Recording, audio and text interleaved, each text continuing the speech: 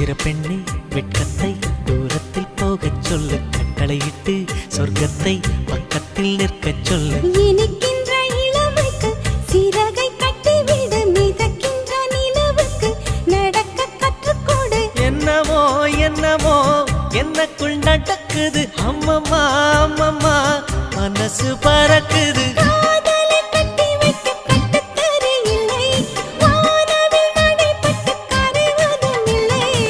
வானத்து நிலவெடுத்து வாசலில் வைக்கட்டும்.